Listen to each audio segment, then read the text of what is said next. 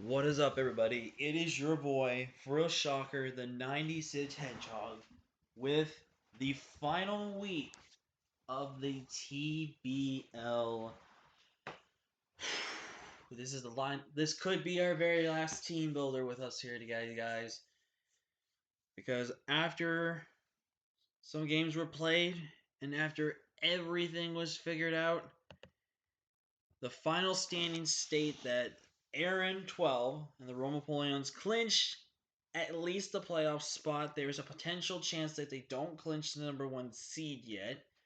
They win their match, they clinch the number one seed. They lose their matches. There's at least two to three opportunities for someone in the divisions to clinch the number one seed, which could possibly be Gold because spoiler alerts, Gold will be taking on Manbird, who unfortunately had a severely rough season and did not deserve to have the bad season he did. He had a really scary team, did not deserve anything he deserved there.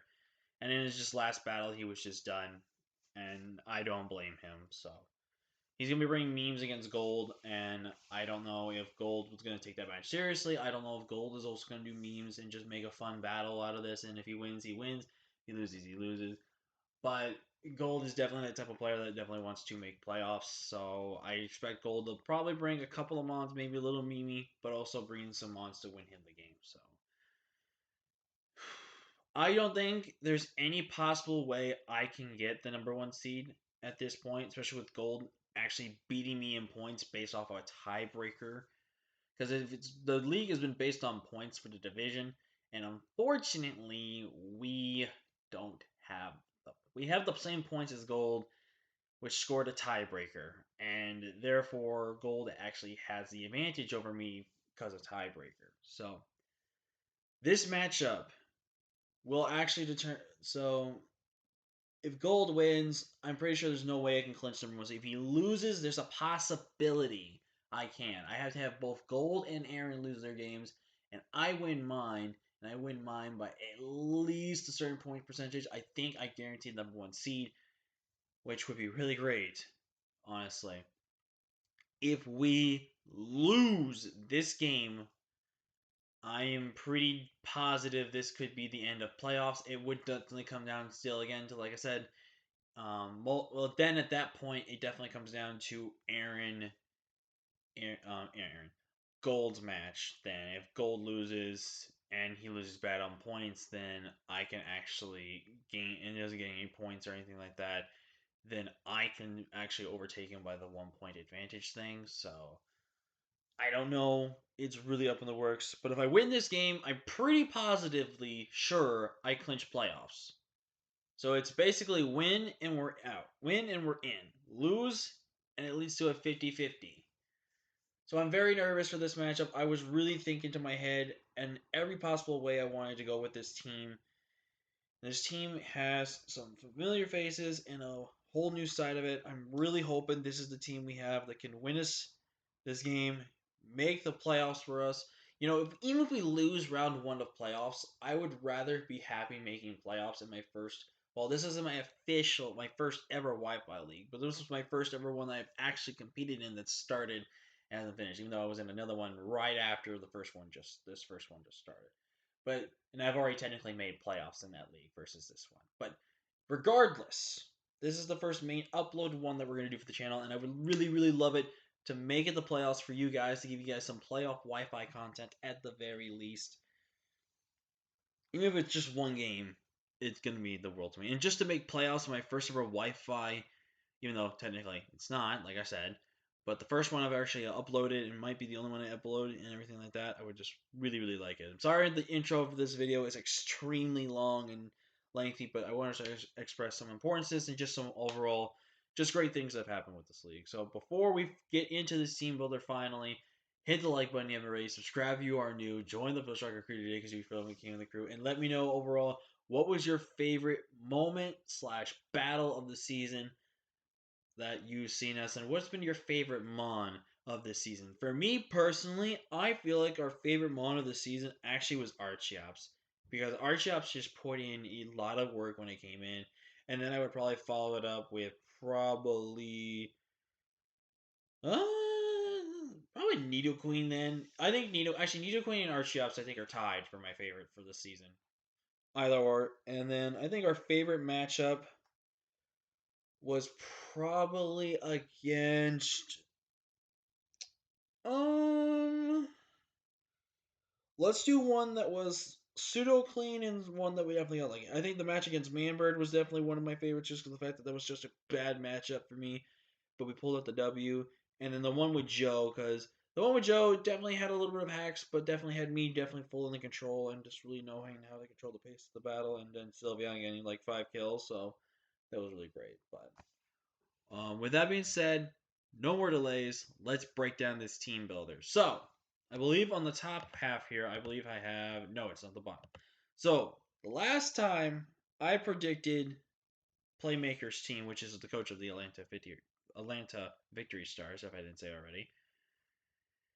Playmaker's team that I predicted him to bring was Garchomp, Corviknight, Blastoise, Gardevoir, Crustle, and Miltank. Basically, I'm going to kind of go over the team that I expected him to bring, the team he brought last time versus us, and then the team I'm thinking of this time he brings versus us. Also, again, if you guys didn't see about week 8, I did a kind of recreate verbal battle type of thing for you guys. Just to give you guys something that was not just a blank video, just without anything like that, and kind of give you the thought process of that. And I tried my best to look back from the video, study it, look around from my mons, their mons, and everything like that, and just go from there.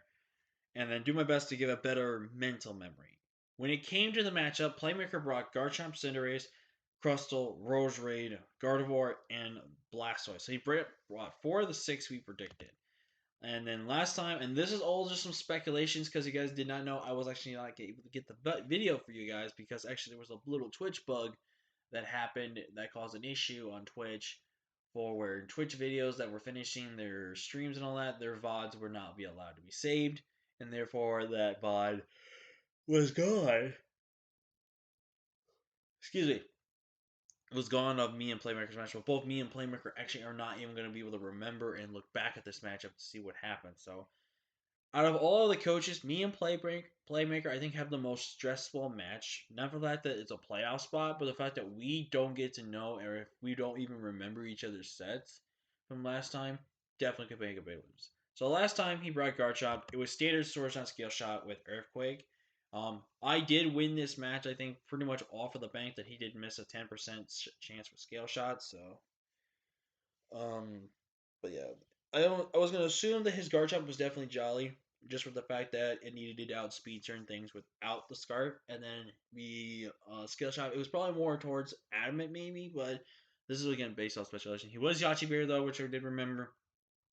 He brought Cinderace. I don't think this was the exact same Cinderace set, but he definitely brought these 3 moves of Hydro Kick, U-Turn, Pyro Ball. And I do think he was heavy duty boots just because of the fact I do have good hazards, a decent hazard setting option on my team, and plus getting court change would be really great. Excuse me. Honestly, he brought Crustle last time with Shell Smash 30, obviously. He brought Rock Blast, Shell Smash, Earthquake, and Exeter. I do expect him to bring Rock Blast and Exeter. I don't know if he's going to bring Earthquake this time. He could run Earthquake because of the fact that Rock Smash is a 10% chance to move and miss, and things against like my Lux Ray, things against my Volcanion. I see no real reason to risk the chance to go for Rock Blast when Earthquake can kill. So Roserade, not gonna really talk about it. I don't think he really brought it, but he did not bring any speed on his Roserade, so I'm just gonna assume that was probably an offensive Roserade with no speed, potentially. Or some type of defensive, like physically defensive Roserade or something like that with max HP. Gardevoir last time, again, this is a speculation, but I'm pretty sure I saw either, I don't know if I saw Psychic, but he definitely knew he had a Psychic move. I definitely saw Moonblast and Mystical Fire last time, and I'm going to assume it was Substitute as his last move of the two because of the fact that he was Select Berry last time, where he increased his speed, and I'm going to assume that he was probably towards the modest side in terms of its speed. So there was that. Overall, I do think this was kind of the Gardevoir's idea. It could have been Teammate Gardevoir with the Select Berry, which definitely was a possibility. So definitely something to kind of make sure I point into consideration. And then last time was Blastoise. And last time Blastoise came, it was Iron Defense, which told me that one had Body Press, and then he revealed Scald. His last move could have definitely been a big combination of between maybe Sub, maybe Rest, we Chesto Resto, which could definitely have been his item because he didn't reveal Rocky Helmet, I don't think. I mean, he could have been Rocky Helmet potentially, who knows. But he did not reveal Rocky Helmet to me. He did not reveal the Chesto Berry to me. There was a couple of things he didn't reveal much with his Blastoise, but his Blastoise was definitely max HP last time, and I think was maybe towards physically defensive. So definitely something to put in considerations for this matchup, because in this matchup, Blastoise could definitely be Shell Smash, and that's what I'm definitely scared about with Blastoise. So that was the team I predicted him to bring. That was the team he brought versus me last time, and now the overall team that I think he's going to bring. I think he's not going Machamp Absol. He didn't go it last time. I don't think he brings it this time. In terms of Roserade, I think this time he's going to bench. Last time he should remember that Roserade didn't do anything for him last time. And I don't think it's in his best interest to bring Roserade. Because there's a couple of things on my team that can kind of just take advantage, outspeed Roserade, and just kind of do work against Roserade. So I think this time he's not bringing Roserade. So I think that's going to be in our best interest there. If he brings it, not end of the world, but definitely going to be a little annoying. Corviknight. I think after thinking this out for a very good amount of time, I think I've decided he's not bringing it this time. And the reason why I don't think he brings it this time was that he didn't feel confident bringing it against me last time. Unless he just didn't bring his best team versus me last time, which is definitely a possibility. And if he brings it this time, it's both good and bad. It's not the worst thing in the world, but it's a little bit of a problematic thing. So overall, I do think he could still bring it, but in terms of his six that I'm predicting him to bring, I don't think it can come. In terms of his six, he's bringing back his first four there, 100%. Garchomp, Cinderace, Blastoise, Crustle. Those four, 100%, are so hard against my team. I think he has to easily bring that. Gardevoir, I actually feel confident him bringing this time because Trace is definitely annoying versus my team. Levitate could actually be putting in a really good amount of work. Water Absorb from both my water types definitely stop them and put them in going for opposite attacks. But then again, that kind of does provide me to have a bit of advantage going to that. But again, it's going to be something he's got to basically decide for himself. Excuse me. In terms of stuff like that. This time, I think he's going to bring Miltank. I think Miltank is coming this time. I think he's definitely going to bring Rocks this time. Rocks are going to be stupidly annoying against me this time around, though, which is not great. But I have to just go with the flow on this and just kind of go with my gut. And again, depending on how he builds his Miltank, which I definitely think could be towards semi HP invested and kind of split a little bit in terms of its defenses, and then maybe put a little bit of attack, just kind of put it there. Again, it could just be an annoying set with Toxic Heal Bell, Protect, and then Seismic Toss, just the annoying standard set. That can definitely be a bit of a problematic issue. But in terms of anything else, I don't think can come. I think again, Corviknight very strong. If he doesn't bring Miltank again, that's actually super great for us because then, unless his Garchomp had Stealth Rocks last time, Rocks with no Rocks and anything like that, he's gonna rush. But I think this time he might bring Rocks because he knew if he got the Rocks up against me, then Crustle could have swept. So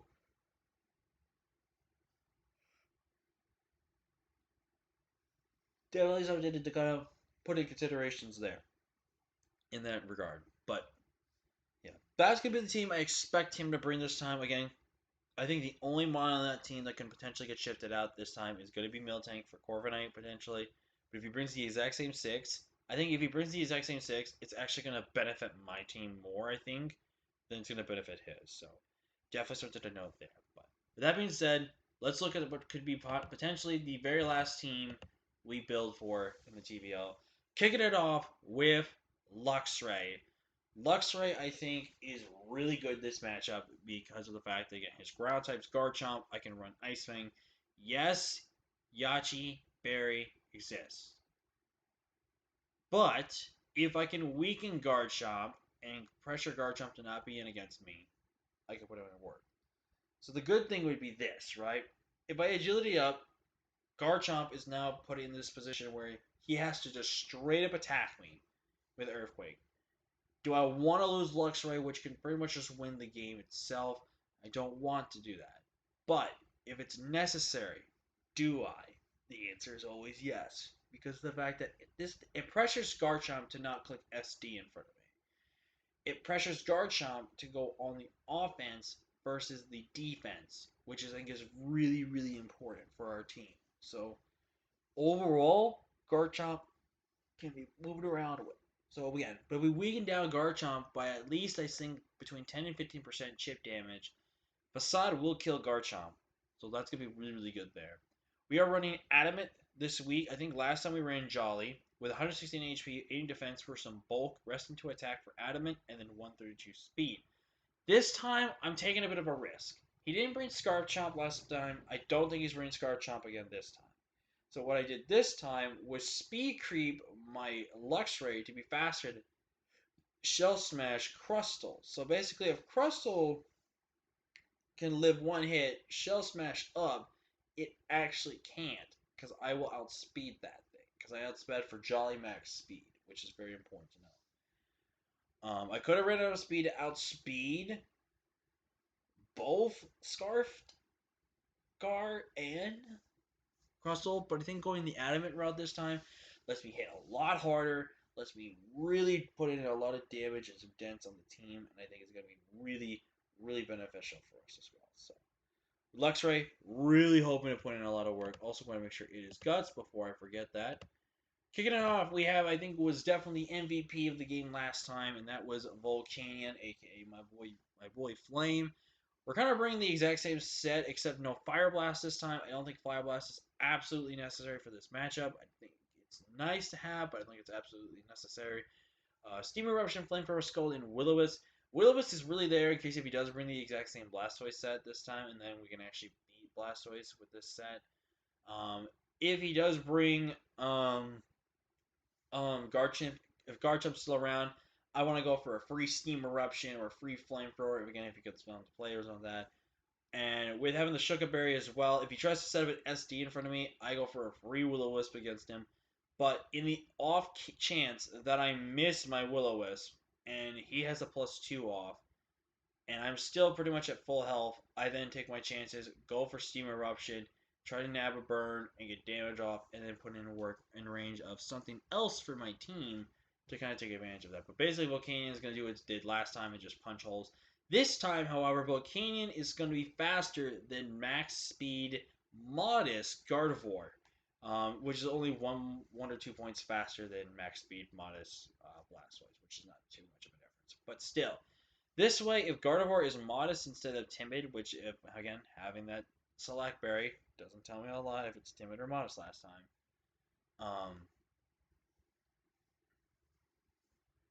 I can play around that and actually put in work towards that, and I think Hula Mula can definitely put a lot more offensive pressure this time. Another reason why he could potentially bring the Miltank again for Thick Fat to kind of take the fire type hits from my side, which definitely could be a really good aspect for the team. In case they just think Aegislash is not going to do too much. So up next, we're bringing Joey. I think we're bringing back the exact same set as we did last time. Just standard 60 HP max attack and then 196 speed, outspeed Garchomp, and everything else below it. Cannot outspeed Cinderace no matter what I do. The good news is that we pressure the Cinderace from not coming in, and again, we just pressure everything by just clicking Body Slam, which pretty much just 1 to 2 KOs everything on my opponent's draft, which is really, really good. So, Body Slam, Iron Head, Fire Blast, Ice Beam again to catch the Garchomp. Fire Blast is there just in case we have a Wandering Corviknight that I need a relatively to a KO. And then Body Slam plus Iron Head hits everything on his team for super effective neutral damage, so that's going to be really good there. Now we're going to bring the whole new half. Now, originally we had Nidoqueen, Archeops, and Aegislash, I'm pretty sure, last time around. This time, we're kicking it off here with Sylveon. And we're bringing kind of bulky offensive Sylveon. 236 HP, 132 special attack, and 140 speed with a timid nature to outspeed max speed Crustle. Now, it does seem a little bit of a waste to have this type of a speed creep for Sylveon, But I think it's going to really come into clutch because, again, it's going to let me outspeed any zero defensive bulk as well in his draft. Which, if, like, say, the Blastoise is his lead of choice and Blastoise has no speed, I outspeed Blastoise to a KO with Hyper Voice and then put myself in a really good position to kind of just straight up win the game, which is going to be really, really good for us there. But, we are Wish Protect just to get recovery for the team and for Sylveon. So we are running the Pixie Plate. And again, this is where the gamble pays off. If the gamble can pay off, if he doesn't bring Roserade and Corviknight. If he doesn't bring both of those, Sylveon is so absolutely free to break in this matchup, which was really good. I'm kind of pulling a page out of Gold's book and a lot of other people's book and holding the Pixie Plate. The Pixie Plate basically gives me kind of like an expert belt or something like that type of boost with my fairy type attacks, which is really cool. And you can see there, we've got Quick Attack. Now, if you guys remember last time, I straight up could have just lost to Crustle if I didn't have any type of priority. And I did not have any more priority, and I didn't even have priority to begin with. This Quick Attack is there for the Crustle. It's also there just in case if Garchomp is whittled down to the point it's in Quick Attack range, after it's gotten a skill shot boost, this puts it in such an unbelievable spot to actually pick up a KO there. This is the second time I've ever ran Quick Attack on Sylveon. I think this is a time where it's going to definitely come in the clutch like I did last time, which I believe I ran like a Cursed Sylveon set for week 1, which is going to be really hyped for that. So, really do think Sylveon can put in a lot of work here. It's just going to be my kind of defensive, pseudo-defensive check and offensive mon to really kind of help break the team. So, I think it's going to be really great. Up next, we're bringing good old trusty Lapras, aka my boy Brendan, with Ice Shard Liquidation, Dragonance, Freeze Dry. We're running Dual Stab. Dual Stab really just ran his team last time, and I was torn on this or Archie-Ups last time. I think the play at this time around is to go Lapras. Because of the fact that Lapras, if it gets a D-Dance off, I can, for one, go for Ice Shard in front of the Garchomp, burn his thing, and especially if he tries to click shot or something like that. But what's really cool here is that I can be able to kind of handle Garchomp unless Garchomp deals me down to a certain degree and everything like that. But if I get my Dragon Hits off before Garchomp starts boosting with its SD or skill shot, then we're pretty much in a position to kind of just click buttons. Liquidation obviously is free against a good chunk of his team, which is really good. And then Freeze Dry, which is there to kind of just be there for a Blastoise check, if anything. If Blastoise is max HP like it was last time, it doesn't guarantee it to a KO. It's really a roll, and it's like more towards his favor to get the roll, not to get the freeze dry to a KO. But again, if I maybe have a lucky freeze, that is kind of good at factoring there. So we are running the Chopper Berry just in case if he does choose to try to do Iron Defense Body Press with Blastoise in front of my Lapras. I have that to kind of just shut that down. Chopper Bear is also there to handle the Cinderace. If Cinderace thinks he's weakened me down to the point where High Jump Kick will kill me, and he doesn't risk going for Powerball or risking a potential switch in, and then be able to kill things like Volcanion or something like that. Definitely something to factor in with there. And overall, I think Lapras just puts in a lot of great work. Again, I was torn last time, and I think this time we're going to go with Lapras. I think this is the better option. And we're kind of going with a big risk on this one. But I think this is the set that we needed. This is like, I feel like this definitely would make Goldola proud with this set. Because I feel like it would be a set that he could something pull off. And I'm going to see if I can do that. We are going to be bringing Hydreigon on this game. Now, I'm taking a big risk right here. Actually, let me just double check something with my Hydreigon. That was with Naive. Okay. I'm taking a big risk here. I could run Adamant and put in lots of work with this game, but have no bulk and be fearing for my life against certain things. But I think the smarter thing to do is to have an insurance policy of some sorts. I might still fidget back and forth with the sets, but basically, Hydreigon here is designed to outspeed the Gardevoir. So if it's Scarf Gardevoir, I outspeed that once I hit a DD up. The 140 is giving me the bulk in both HP and defense, which is the overall good chance to jump up bulk, and then the rest went to attack. Iron Tail clocks Gardevoir and hits down the Crustle. The Thunderfang actually is a good, decent check to things like Blastoise and Corviknight. Once I get a DDS up, I 2 KO those things, and if I get flinches, then they can't set up iron defenses, and I can beat them 1v1 that way, which is really, really cool. On here, though, I'm wondering if Karma's going to bite me in the butt and reverse things are going to happen. Because I am running Scale Shot is my only dragon type attack. And the reason why I'm going with this is for the fact that with having Dragon Dance, I get my boost to my attack, which definitely gives me a multi-hitting move that can be boosted, which is great. The thing is this, if I miss and I get extremely unlucky, then that's going to put me in a very bad spot. Because the idea on this set is to hopefully get a DD off, and then he brings in something like either Gardevoir or Garchomp. I kill Gardevoir, hopefully, if I lay my Iron Tail. If he goes Garchomp, I go Scale Shot to where I get my +2 into +2 right there. I'm -1 defense, and thanks to the Tanga Berry, I could still live an X Scissor from the Crustle. And then what I do then is I Iron Tail into the Crustle slot, either putting him down to Scurry range or whatnot. He goes for his Shell Smash, he's going to live the hit. But again, if I have only, and that's only when I have the +1 up. And then what I do is, as soon as I put him in that range, he goes for the attack. I live the hit, which at +2, I do live this hit. I do live this hit. I've calced it. With the bulk, it's definitely gonna be putting in the work right there. But overall, I think Hydreigion's gonna be really good at late game pickup here. I think this is gonna be a set that's gonna definitely risk it here for me. But I think it's a set I gotta go with to have a shot to make the playoffs. It's it's sink or swim with this game, guys. Sorry for the team builder being long. I know I've been kind of apologizing for these videos going way out longer than they need to be. I just don't know why either. I'm too tired. I let the video drag out, or I just want to just talk a little bit about some stuff, and then make some video longer. But anyways, thank you all so much for watching. If we don't make playoffs, just know I had a lot of fun this season. We finished with guaranteed positive differential and a positive record, which is going to be so great for us on our first start here. And again, if we don't make playoffs, this is just the start of hopefully a Wi-Fi career and a Wi-Fi future I have here. And the future just is bright, and we just want to take the reins of it and just roll with it. But yeah, thank you all so much for watching. Like, comment, share, subscribe, and get hype for the final week of TBL and what could be our final match in TBL. But until next time, guys, peace.